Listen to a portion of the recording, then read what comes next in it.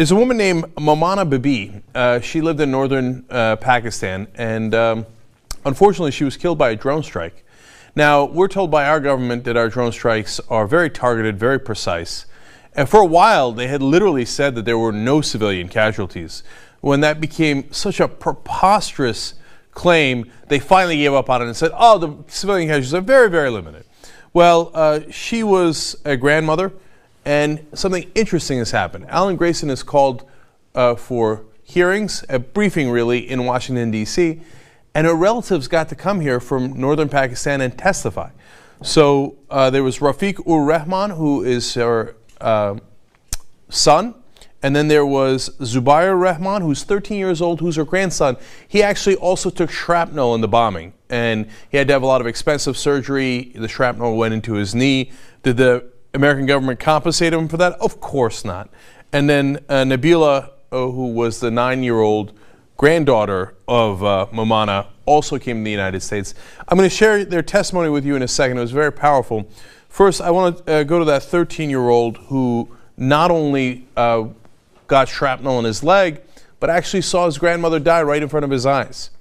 He said, all of a sudden, things became very dark. It was like she was exploded to pieces. Now think about that, man. A 13-year-old sees a drone strike out of nowhere, literally hits his grandmother. When the son, Rafiq-ur-Rahman, her son, and obviously Zubair's father, came to see his mom, he wanted to see her face one more time when they told her that she had passed away. He obviously wasn't there at the time. He said, I just want to see her face one more time.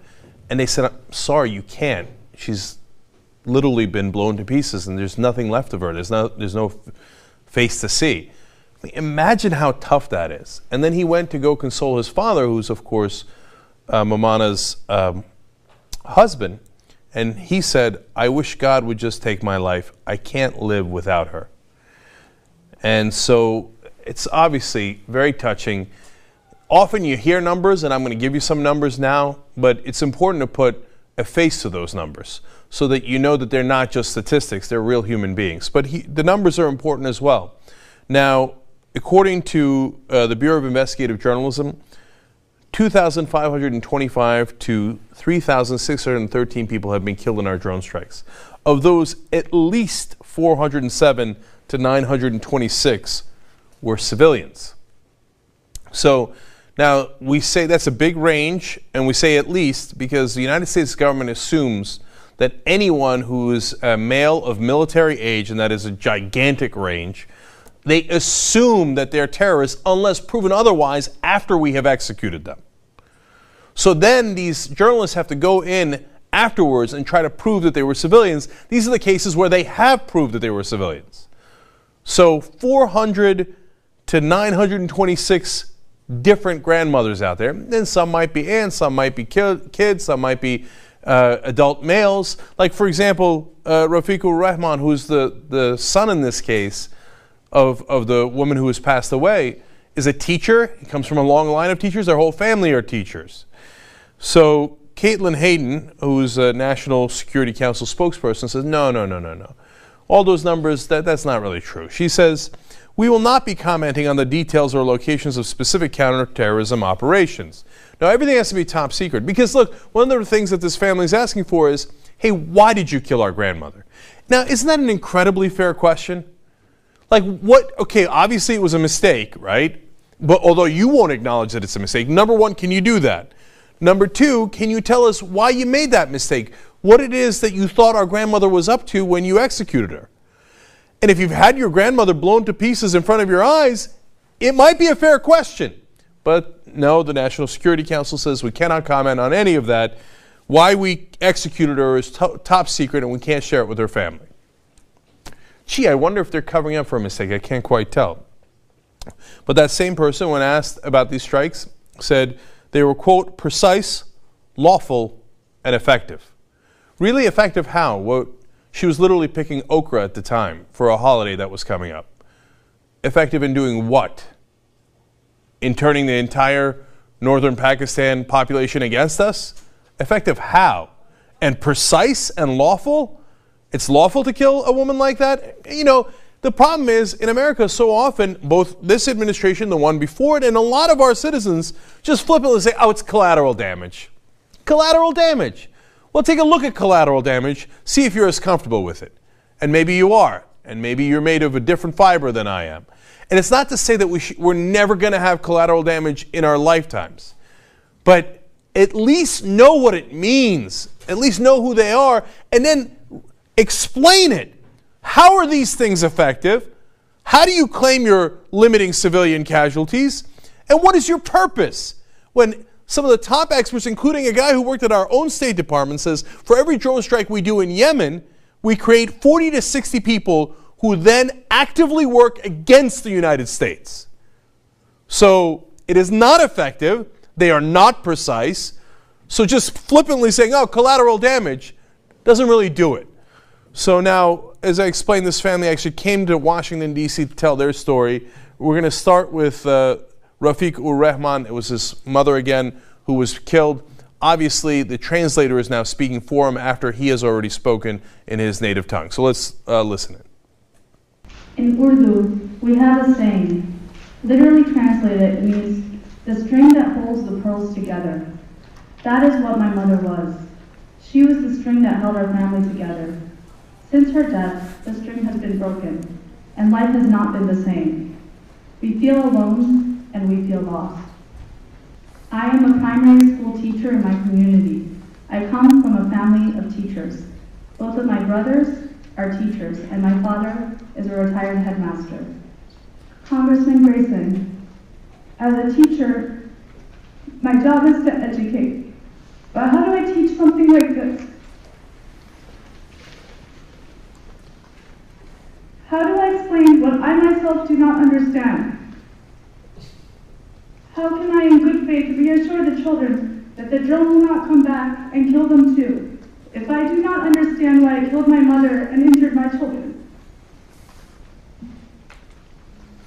Look, I don't know what you teach about that, but I do know that what people in Pakistan are learning is that America is the enemy, that America rains down terror from the sky. Sometimes it hits the right target, oftentimes it does not. And it kills our grandmothers, it hits our grandchildren, and America doesn't even care enough to tell us why they did it. Now, let's go to that grandson who's, as I said, also hit by pieces of the bomb. This is the translator translating what he said in Urdu. As I held my grandmother in the field, I could see and hear the drone hovering overhead. But I didn't worry. Why would I worry? Neither my grandmother nor I were militants. When the drone fired the first time, the whole ground shook and black smoke rose up. We ran, but several minutes later, the drone fired again. People from the village came to our aid and took us to hospital. We spent the night in great agony at the hospital, and the next morning I was operated on. That is how we spent our Eid. The doctor examined my injured leg and said the drone shrapnel was stuck in a very bad place. It could only be removed with a laser operation, which was very expensive. We did not have enough money for my operation, so I had to return home with the shrapnel still in my leg. Amnesty International believes that the second drone strike in this case was a double tap. A double tap is when we hit a target, and then if first responders come in or anyone else comes in to help the victims, we hit them as well. It's actually one of the favorite targets of Al-Qaeda, and apparently we use it as well. So I'm glad we're the shining light upon the world. Interesting how we carry out our exercises there. And if you thought that was bad, look, the second part of what the grandson's going to say really haunts me because it goes towards how they live now, and it's in a constant state of terror. Congressman Grayson, I no longer love blue skies. In fact, I now prefer gray skies. The drones do not fly when the skies are gray, and for a short period of time, the mental tension and fear eases.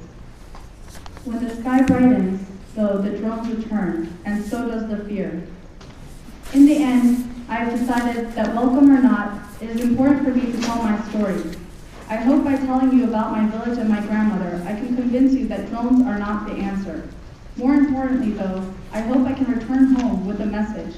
I hope I can tell my community that Americans listen, that America is not just drones that terror us, terrorize us from above, but a country that listens and is trying to help us solve the many problems we face.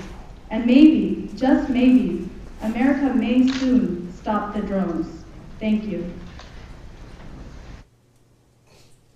Look, great credit to that family for being brave enough to come all the way here to tell their story. Great credit to Congressman Alan Grayson for putting those briefing together, and for Robert Greenwald, who's also made this happen through the Brave New Foundation. We've got a new movie on drones coming out. Look, the most important reason to watch movies like that and to see briefings like this is this, so next time you hear somebody say, oh, there's just collateral damage, and collateral damage happens all the time, remember this family. Here, show me the pictures. Look, remember that there are real kids, and yes, they saw their grandmother killed right in front of their eyes. Yes, they were also bombed. And by the way, these kids happened to survive, and the father was not there at the time, so he survived, although they'll never see their mother and grandmother again. But a lot of times, it's often kids who are killed as well. Dozens and dozens of kids that were killed by our drone strikes. And all we ever say is, oh, it's just collateral damage. Well, that's the face of collateral damage.